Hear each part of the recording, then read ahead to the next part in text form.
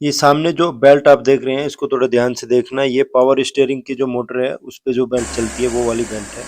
और आप ध्यान से देखेंगे तो देखिए कैसे ये स्लिप कर रही है। जैसे आरपीएम थोड़ा गेन हो रहा है, कम हो रहा है, बिल्कुल स्लिप कर रही है, बिल्कुल लूज है बेल्ट। आपको क्लियर दिख रहा है कि लचक रही है बेल्ट कितनी।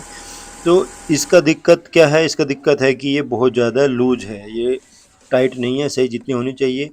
देख सकते हैं आप किस तरह से लूज है। वहीं अगर मैं दूसरी बेल्ट आपको दिखाऊं तो वो इतनी टाइट नहीं है। ये देखिए, ये वो इतनी लूज नहीं है, ये बेल्ट कितनी सही टाइट है, जबकि दूसरी वाली लूज है। तो आपको बताऊंगा आज की इस वीडियो में कैसे आप इसको सही कर सकते हैं। तो यहाँ पे आप देख सकते हैं ये मोटर है, और मोटर को खिसकाने के लिए इधर उधर कैसे इस पे एक पत्ती लगी हुई है। यहाँ पे आप इस मोटर को इधर उधर शिफ्ट करके और इसको लूज या टाइट कर सकते हैं। इसके लिए आपको इधर पुली के बीच में और मोटर के बीच में एक आपको नट है, वो आपको लूज करना पड़ेगा। मैं आपको दिखा रहा हूँ, ये थोड़ा आप देख पाएंगे तो अंदर जो सामने थोड़ा सा ये जहाँ पे मैं आपको दिखा रहा हूँ, इस नट को आपको लूज करना होगा। ये माउंटिंग है। इसके लिए आपको ये जो पुली का होल है वो आपको उस बोल्ट के बिल्कुल सीध में लाना पड़ेगा, घुमा के इंजन को।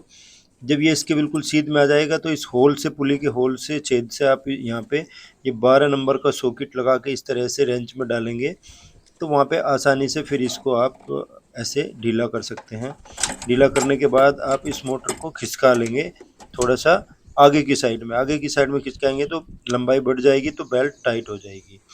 और इस तरह से आप 12 एमएम का सॉकेट और इस तरह से एक टी हैंडल लेके और आप इसको लूज कर लेंगे।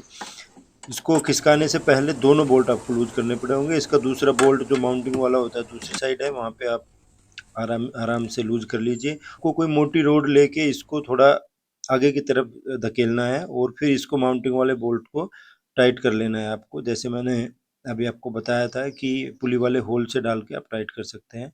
और ये देखिए इस तरह से मैंने ये टाइट कर दी है, बिल्कुल सही टाइट हो गई है। अब इस तरह से ना आवाज़ आएगी ना ये लचक लेगी।